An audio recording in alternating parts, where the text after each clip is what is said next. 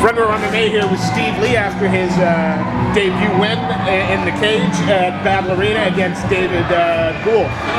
Steve, your first time in the cage. I know you've competed in combat before, in combat sports before, but what's the difference getting into the cage? To be honest with you, I fought a lot of demons getting into this particular fight.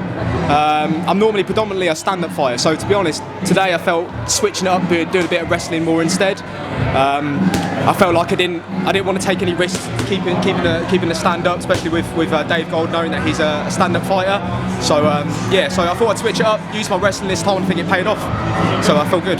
Is there a difference in the mentality when you're climbing into the ring as opposed to climbing into a cage? Does that change at all, or is it still competition? No, absolutely. I mean, tonight there's a lot of people out there.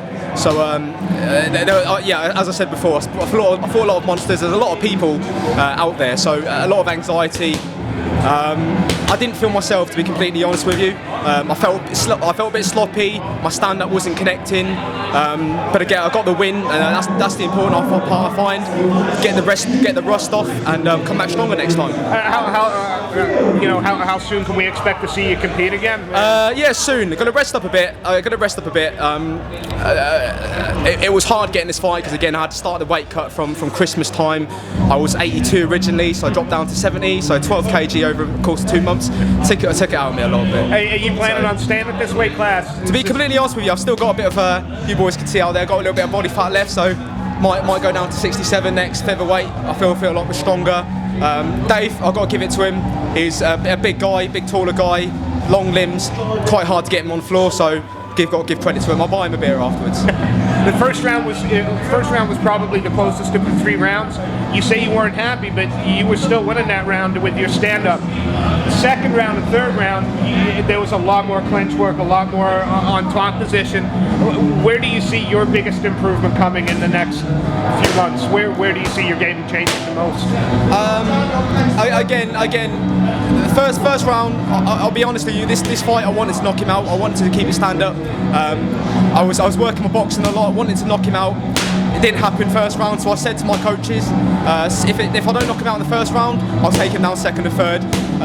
Secure it. I didn't mean to lay and pray, even though it might have looked it. If you look at the fight, I was actively looking for submissions, actively looking for chokes. I think you'll agree it was more of it was a up and down fight. I think a lot of people get confused with lay and pray. If they see a guy on top and they're not like hammer fists down.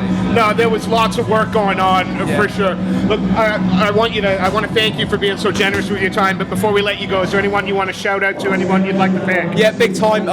First shout out goes up to family and friends. Again, my girlfriend, my family, really supportive. Second shout out goes to my gym, Shudan Dojo. Massive support. Loads of upcoming fighters. Got Peter, Danny Beckett, Martin, Bilal. They're all having big fights coming up. And then last of all, friends and friends. I've got a lot of support tonight. Really want to thank you guys. Appreciate it, especially you guys as well. Front row MMA, MMA Battle Arena. Look out for them. They're really good. Thank you so much for your time. Cheers, mate. Thank you, mate.